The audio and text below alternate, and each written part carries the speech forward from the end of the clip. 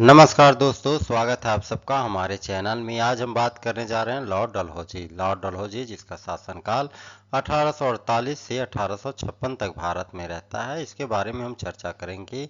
देखेंगे कि लॉर्ड डलहौजी द्वारा भारतीय भूभाग में कौन कौन से नियम कानून बनाए गए थे। इन्होंने अपने डलहौजी शासनकाल में इन्होंने 3 प्रमुख तरीके अपनाए थे। इन 3 प्रमुख तरीकों से इन्होंने भारतीय भूभाग पर कार्य करना शुरू किया था। इसके बारे में डिटेल से चर्चा करेंगे। 3 प्रमुख तरीके कौन कौन से थे। पहला था डॉक्ट्रिन्स ऑफ लैप्स नीति अर्थात दत्तक निषेध नीति। दत्तक निषेध नीति क्या था? तो अगर किसी रियासत का राजा बिना सगे पुत्र मतलब कि अगर किसी रियासत का राजा का अपना कोई पुत्र नहीं है और वो राजा मर जाता है तो इस स्थिति में उसका राज्य जो है अंग्रेजों के अधीन हो जाता है। परंतु इसके पहले भारतीय परंपरा में दत्तक पुत्र को उत्तराधिकार माना जाता था, लेकिन डलहौजी ने इसे मानने से इनकार कर दिया। आप कहेंगे सर आपने सीधा सीधा पढ़ दिया, मुझे नहीं समझ में आया। तो मैं बताना चाहूँगा कि इसका तात्पर्य था कि यदि राजा का कोई अपना सगा पुत्र नहीं है और अपने चचेरे भाई या बड़े भाई के पुत्र को यदि उत्तराधिकार के रूप में राजा घोषित कर देता था तो राजा की मृत्यु के बाद वही जो युवराज होता था और राज सिंहासन पर बैठता था और राजा कहलाता था। लेकिन डॉक्ट्रिन्स ऑफ लैप्स या दत्तक निषेध निषेध मतलब कि रोक, समझ रहे ना? तो दत्तक निषेध नीति जो लाया था लॉर्ड डलहौजी, इसके अनुसार यदि राजा का कोई सगा पुत्र नहीं होगा तो राज्य स्वतः ही अंग्रेजों के अधीन आ जाएगा। आप समझ गए होंगे। तो इस आधार पे डॉक्ट्रिन्स ऑफ लैप्स के नीति के तहत बिना सगे राजा के पुत्र का राज्य जो था अंग्रेजों के अधीन हो जाता था। ये क्या था? हड़प नीति के तहत एक तरह से हड़प नीति था। जिसका अपना पुत्र नहीं था तो उसे अंग्रेजों के अधीन हड़प लिया जाता था। इस प्रकार से दूसरा क्या था? कुशासन का आरोप लगाकर। दूसरा कुशासन का आरोप लगाकर क्या था? कुशासन का आरोप, अगर किसी राज्य का शासन अंग्रेजों के अनुसार खराब होता था, अंग्रेजों के अनुसार वो नहीं चल पा रहा था तो उसे अपने अधीन कर लेता था। अंग्रेजों के अनुसार यदि कोई राज्य काम नहीं कर रहा हो, अंग्रेजों के विपरीत खराब प्रदर्शन कर रहा हो तो उस स्थिति में कुशासन का आरोप लगा करके पॉलिसी ऑफ मिस गवर्नमेंट जिसे कहा जाता है, मिस गवर्नमेंट, समझ रहे हैं ना? गवर्नमेंट के अंडरस्टैंडिंग सही नहीं होना, अपनी नीति निर्माताओं के विरुद्ध कार्य करना, ये miss understanding of miss government कहलाता था। और इसे कुशासन का आरोप लगा करके अंग्रेज जो था अपने अधीन कर लेता था। इस कड़ी में सबसे बड़ा उदाहरण क्या था? तो सबसे बड़ा उदाहरण की बात करेंगे तो अवध का विलय था। अवध का विलय कब होता? 1856 में। पूर्ण रूप से अवध का विलय कुशासन का आरोप लगाकर अवध को अंग्रेजी राज में मिला लेता है। उस समय अवध का नवाब कौन था? तो उस समय अवध का नवाब था वाजिद अली शाह। ठीक है ना? यह 1857 के विद्रोह के प्रमुख कारण थे। अब यहाँ से आप देखोगे कि 1856 तक लॉर्ड डलहौजी भारत में गवर्नर जनरल बन के रहता है और इसके जो कुशासन की नीति और डॉक्ट्रिन्स ऑफ लैप्स की नीति आदि जो नीतियां जो बना कर किया जाता है, इसी का परिणाम होता है कि अगले वर्ष 1857 की क्रांति हो जाती है। क्योंकि जब आप इस प्रकार से कुशासन का आरोप लगा देते हैं और उसे अंग्रेजी राज में मिला लेते हैं और दूसरी तरफ से आप राजा के पुत्र को जिस राजा का अपना पुत्र नहीं है और वो यदि राजा अपने चचेरे पुत्र को या फिर बड़े पुत्र के बाद दूसरे तीसरे पुत्र को यदि वो राज सिंहासन में दे देता है, अपना गद्दी दे देता था, तो उसे राजा नहीं मानते हो। तो इस प्रकार से रियासतों में, भारतीय रियासतों में क्या हो गया था? अंग्रेजी सत्ता के विरुद्ध असंतोष की भावना उत्पन्न होने लगी थी। और ये जो छोटे छोटे असंतोष की भावना जो थी, इन सब का सम्मिलित रूप 1857 की क्रांति के रूप में आपको अगले वर्ष अर्थात 1856 में ये सारी जो क्रिया करके गया हुआ रहता है लॉर्ड डलहौजी, 1857 में इन सभी क्रियाकलापों का परिणाम सैनिक विद्रोह के रूप में लॉर्ड कैनिंग के सामने प्रदर्शित होता है। क्योंकि 1856 में लॉर्ड डलहौजी चला जाता है भारत से, उसके बाद जो गवर्नर बन के आता है लॉर्ड कैनिंग, उसके समय में 1857 की क्रांति होती है।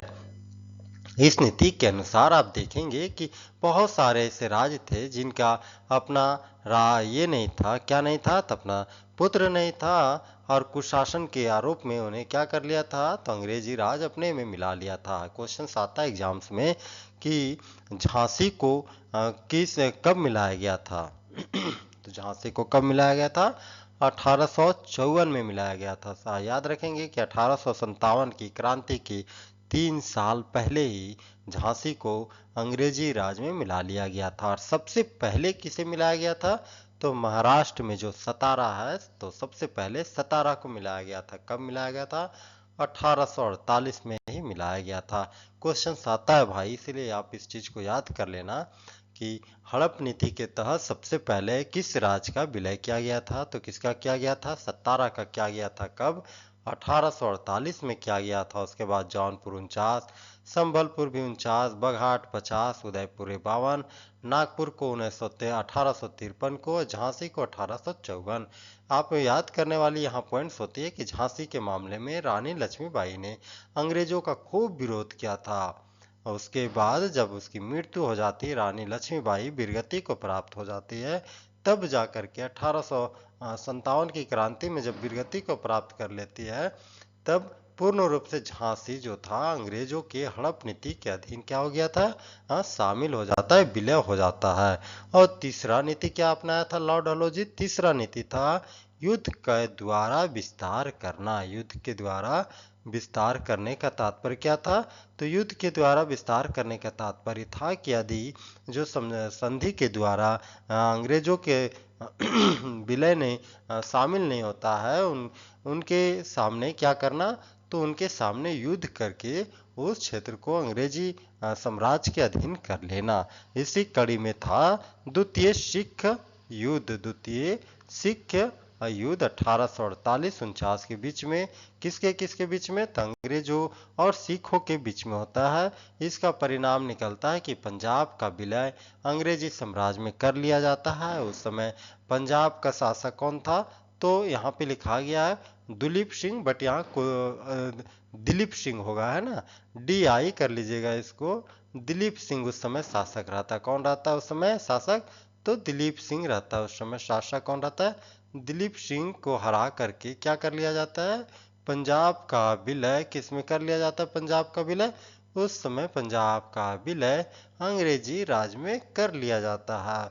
और कहा जाता है कि सिखों के उस समय जो शासक था कौन था, तो दिलीप सिंह था। इसके बाद पूरे पंजाब किसके अधीन आ जाता है, अंग्रेजों के अधीन आ जाता है।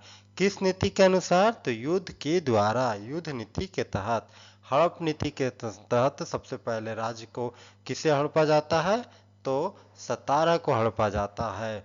और डॉक्ट्रिन्स ऑफ लेप्स नीति क्या कहता है, तो डॉक्ट्रिन्स ऑफ लेप्स की नीति कहता है कि जब राजा का अपना सगा पुत्र नहीं होगा, तो राजा के मरने के बाद वो राज्य स्वतः ही अंग्रेजों के अधीन आ जाएगा। अर्थात तो राज्य जो होगा उस पे अंग्रेजी शासन, अंग्रेजी हुकूमत स्वतः ही लागू हो जाएगा। ये तीन ही नीतियों को लेकर के लॉर्ड डलहौजी भारतीय भूभाग में गवर्नर जनरल का कार्य करता है। उसी में दूसरा जो था, तीसरा जिसमें हमने देख रहा था युद्ध नीति, तो युद्ध नीति के तहत दूसरा युद्ध किसके साथ करता है, तो दूसरा युद्ध करता है बर्मा के युद्ध करता है। बर्मा समझ रहे ना, म्यांमार, बर्मा जिसे वर्तमान में म्यांमार कहा जाता है, समझे ना, भारत के दक्षिण पूर्व वाला प्रांत जो कभी भारत का ही भाग था, लेकिन 1935 अधिनियम के द्वारा भारत से अलग कर दिया जाता है बर्मा। ठीक है, तो ये युद्ध कब होता है, 1852 में होता है। ठीक है, किसके किसके बीच होता है, अंग्रेजों और बर्मा के बीच यह युद्ध होता है। परिणाम होता है कि पेंगू, पेंगू एक क्षेत्र है बर्मा का, उस पेंगू क्षेत्र पे किसका अधिकार हो जाता है, तो अंग्रेजों का अधिकार हो जाता है। प्रशासनिक सुधार में देखते हैं, प्रशासनिक सुधार कौन कौन सा होता है, एडमिनिस्ट्रेटिव रिफॉर्म भी करता है कुछ। उसमें लॉर्ड डलहौजी ने प्रशासन को मजबूत करने के लिए अनेक सुधार करता है। सबसे इंपॉर्टेंट सुधार जो होता है PWD, आज का PWD की स्थापना लॉर्ड डलहौजी के ही समय किया गया था। PWD बोले तो पब्लिक वर्क्स डिपार्टमेंट, हर एक जिला में आपको पीडब्ल्यूडी डिपार्टमेंट मिल जाएगा। ठीक है, इसका काम क्या होता है? तो इसका काम होता है सड़क बनाना, पुल पुलिया बनाना, छोटे मोटे नहरों का निर्माण करना। इन सारे कार्य किस डिपार्टमेंट से लिए जाते हैं? पीडब्ल्यूडी डिपार्टमेंट से लिए जाते हैं। पीडब्ल्यूडी पब्लिक वर्क्स डिपार्टमेंट मतलब लोक निर्माण विभाग। इस लोक निर्माण विभाग की स्थापना किसके द्वारा किया गया था? तो लॉर्ड डलहौजी के द्वारा किया गया था। दूसरा था प्रांतीय प्रशासन में सुधार, बड़े बड़े प्रांतों को छोटे प्रशासनिक भागों में बांटा गया, प्रशासन को अधिक प्रभावी बनाया गया। तो इसी का परिणाम आज भी है कि जैसे बड़े राज्य हो, बड़े बड़े राज्य है, यदि वो राज्य प्रशासनिक दृष्टि से विफल हो जाते हैं तो उन राज्यों को छोटे राज्यों में बांट करके उसे प्रभावी रूप से, प्रशासनिक रूप से अधिक मजबूत बनाया जाता है। यही कारण है कि आज वर्तमान में भारत में राज्यों की संख्या बढ़ते जा रही है, क्योंकि प्रांत जब बड़े होते हैं तो प्रशासनिक कार्य करने में कठिनाइयां होती है। तो उन कठिनाइयों से निपटने के लिए क्या किया जाता था? बड़े राज्यों को छोटे प्रांतों में बांट दिया जाता था। ठीक है ना? तो इस बांटने की प्रवृत्ति और अच्छे से प्रशासन संभालने की प्रवृत्ति का जनक किसे कहा जाता है? लॉर्ड डलहौजी को कहा जाता है। किसे? लॉर्ड डलहौजी। ठीक है, आधुनिक भारत की शुरुआत इसके समय में होती है। कौन से आधुनिक भारत की शुरुआत? बहुत इंपॉर्टेंट ये बात है भाई कि आधुनिक भारत की शुरुआत का जनक इसे कहा जाता है। कारण क्या है? कि इनके समय में ही सबसे पहले रेलवे की शुरुआत हुई थी। रेलवे की शुरुआत कहाँ से कहाँ तक होती है? तो पहली बार भारत में रेलवे चला था, रेल इंजन चला था। वो कहाँ से? मुंबई से ठाणे के बीच में। मुंबई में ही दोनों जगह है। ठाणे जगह का नाम है और मुंबई जो महाराष्ट्र जिसकी राजधानी है, तो मुंबई से लेकर के थाने, ठीक है ना, थाने तक लगभग 34 किलोमीटर की दूरी। समझ लीजिए कि यहाँ से लेकर के ये मुंबई है तो ये थाने तक के बीच की दूरी मान लीजिए 34 किलोमीटर है। और इस 34 किलोमीटर तक की ट्रेन चली थी सबसे पहले। कब? 1853 में। कहाँ चली थी? तो मुंबई में चली थी। कहाँ से कहाँ तक? मुंबई से ठाणे के बीच में। क्वेश्चन आता है पहली बार जब भारत में रेल चली थी तो कितनी दूरी तय किया था रेल द्वारा? 34 किलोमीटर। और कब चली थी? तो 1853 में चलाई गई थी रेल। और किसके शासनकाल में? तो लॉर्ड डलहौजी के शासनकाल में। ठीक है, कहाँ से कहाँ तक? तो मुंबई से थाने के बीच में। ठीक है, और इससे फायदा होता है या नुकसान? तो भाई इससे फायदा ही होगा ना। जब रेलवे बिछ गई, रेलवे ट्रैक बिछ गए तो भाई इससे फायदा हुआ था। किसको फायदा हुआ था? तो व्यापार को बढ़ावा मिला था, सेना के आवागमन आसान हुए थे। यही कारण था कि 1800 जब 57 की क्रांति हुई तो ये रेलवे जब ट्रैक बिछ गए थे अधिकांश क्षेत्रों में, तो रेलवे के द्वारा सेना का आवागमन तुरंत किया गया था, जिसके कारण से 1857 जिस बेहद गति से पूरे भारत में फैलना चाहिए उस बेहद गति से नहीं फैल पाया था, क्योंकि सेना का मूवमेंट रेलवे के द्वारा आसानी से हो जाता था। जहां विरोध होता था वहां अधिक से अधिक सैनिकों को लेकर के विद्रोह को दबा दिया जाता था। तो हम कह सकते हैं कि रेलवे की शुरुआत या आधुनिक भारत की नींव में लॉर्ड डलहौजी का बहुत बड़ा योगदान था। ठीक है, दूसरा काम क्या किया था इसने? किया था डाक व्यवस्था। आज तो एसएमएस का जमाना आ गया है, लेकिन आज से 5 साल पीछे आप जाओगे तो आप देखोगे कि चिट्ठी पत्री का जो व्यवस्था था बहुत ही सुदृढ़ व्यवस्था थी। भारत के ग्रामीण क्षेत्रों तक यदि किसी की सूचना पहुंचाई जाती थी, किसी भी किसी भी व्यक्ति की जानकारी दी जाती थी तो किसके माध्यम से? तो डाक प्रणाली के माध्यम से दी जाती थी। और इस डाक प्रणाली की शुरुआत किसने किया था? लॉर्ड डलहौजी के द्वारा किया गया था। क्वेश्चन आता है कि किस भारतीय गवर्नर के समय में डाक विभाग की शुरुआत किया गया था? तो किसके विभाग में किया गया था? किसके समय किया गया था? हाँ, डाक विभाग की शुरुआत तो लॉर्ड डलहौजी के समय में किया गया था। किस अधिनियम के तहत? 1854 का डाक अधिनियम के तहत इस विभाग का निर्माण किया गया था। किसके तहत?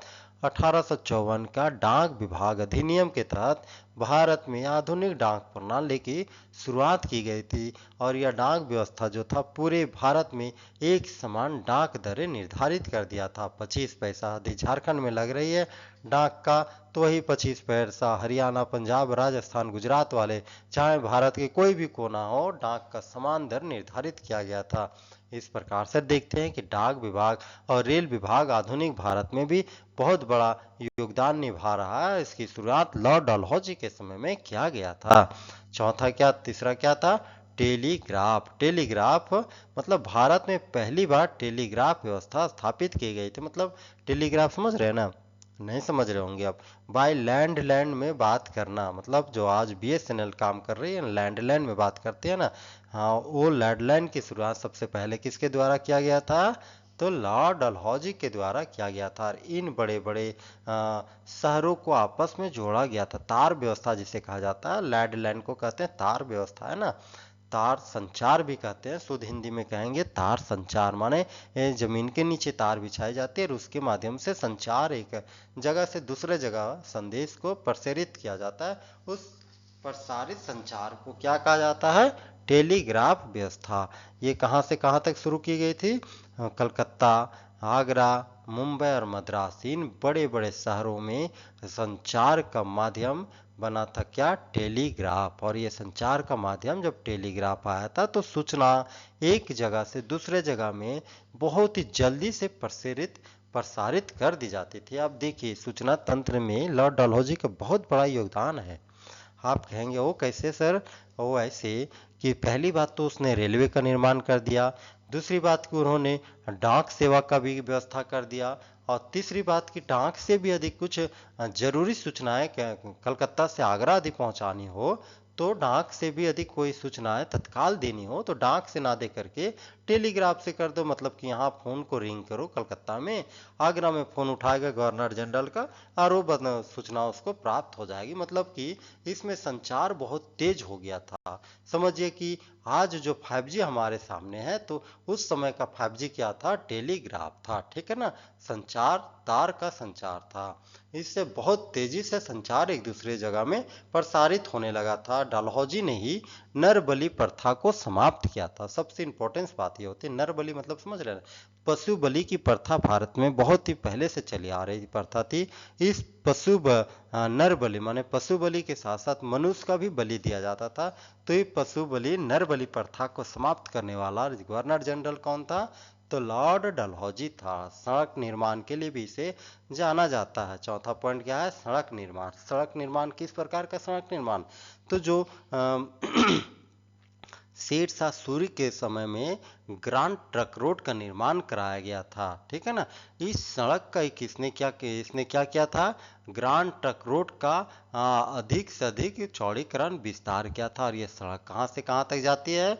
तो भैया ये सड़क है, समझिए कि हिंदुस्तान के आधे हिंदुस्तान से लेकर के वर्तमान के लाहौर तक में जोड़ता था। मतलब देखिए, लाहौर जो वर्तमान में इलाहाबाद में है, लाहौर से लेकर के दिल्ली और दिल्ली से लेकर के कलकत्ता, जीटी रोड जिसे ग्रांड ट्रक रोड, इसका निर्माण सबसे पहले किसने किया था? शेरशाह सूरी के द्वारा किया गया था, ठीक है ना। लेकिन इस शेरशाह सूरी के द्वारा जो बना हुआ ग्रांड ट्रंक रोड था उसका इसने क्या किया था? और विस्तार किया था, चौड़ीकरण किया था और इसे दिल्ली से लाहौर तक जोड़ने का काम किसने किया था? तो लॉर्ड डलहौजी ने किया था। मतलब सड़क निर्माण का भी काम किया था, टेलीग्राम निर्माण किया था, डाक सेवा का काम किया था और रेलवे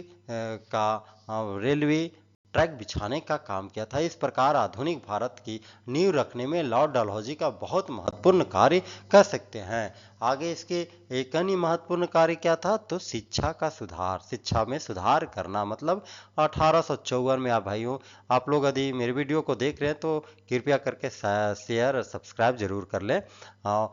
तो शिक्षा का संचार क्या था? 1854 में चार्ल्स वुड का जो आया था, वुड डिस्पैच, क्या कहा जाता है जिसे? वुड डिस्पैच की नीति को इसने भारत में शिक्षा नीति या भारत में शिक्षा सुधार नीति को क्या किया था? लागू किया था।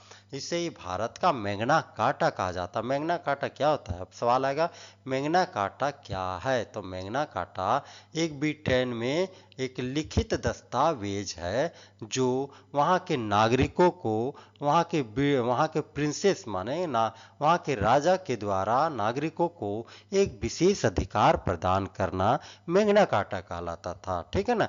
तो भारत में शिक्षा का मैग्ना कार्टा किसे कहा जाता है, मतलब भारतीय जनता को शिक्षा प्राप्त करने का जो अधिकार मिल गया था, मैग्ना कार्टा माने अधिकार जैसा बताया, तो मैं जो अधिकार मिला था, इस अधिकार को क्या कहा जाता था, किसके तहत मिला था यह अधिकार, तो चार्ल्स वुड का जो था वुड डिस्पैच नीति को ही भारत का मैग्ना कार्टा ऑफ एजुकेशन कहा जाता था, माने शिक्षा का मैग्ना कार्टा वुड डिस्पैच नीति को कहा जाता था। और ये वुड डिस्पैच नीति कब आया था, 1854 में लाया गया था। ठीक है ना।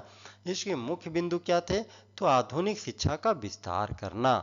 आज हम जो पढ़ रहे हैं ना, दुर्भाग्य की बात है कि आज आज़ादी के बाद भी आज हम ऐसे सरकार के अंतर्गत जी रहे हैं जो आधुनिक शिक्षा की बात कम करता है, रूढ़िवादी शिक्षा को बढ़ावा देता है। दुर्भाग्य की बात है, लेकिन आधुनिक शिक्षा की ओर जाना चाहिए हमें, क्योंकि आधुनिक शिक्षा ही हमारी सही मायने में सही विकास कर सकता है।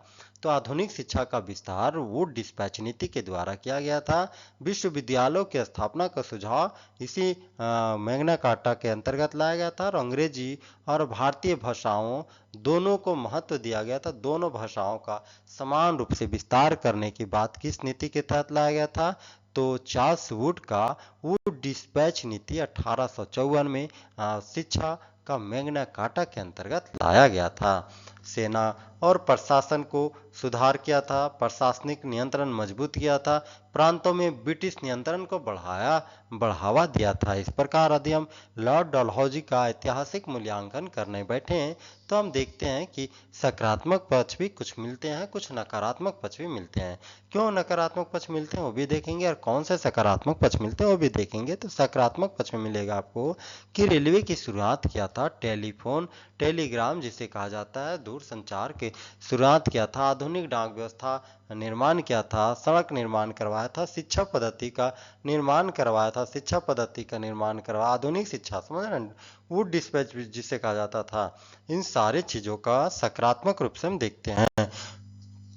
वहीं नकारात्मक रूप से यदि हम बात करेंगे तो नकारात्मक क्या काम हुआ था भाई, तो नकारात्मक के रूप में देखते हैं कि डॉक्ट्रिन्स ऑफ लैप्स की नीति इसने लाया था, डॉक्ट्रिन्स ऑफ लैप्स की नीति लाया था, भारतीय राज्यों का विलय की नीति लाया था, जिस रियासत का राजा मर गया और उसका अपना बेटा नहीं हो, तो राजा को उस राज्य को स्वतः ही अंग्रेजों में मिल जाने की नीति लाया था। ये नकारात्मक नीति था। इन्हीं नीतियों का परिणाम था कि 1857 की क्रांति होती है। भारतीय शासकों में असंतोष उत्पन्न होता है, और इन्हीं कारणों से इतिहासकार इसे लॉर्ड डलहौजी को क्या कहते हैं, इंडियन रिबेलियंस ऑफ 1857 की पृष्ठभूमि तैयार करने में महत्वपूर्ण भूमिका अदा करने वाला भी कहा जाता है। किसे, तो लॉर्ड डलहौजी की नीतियों को।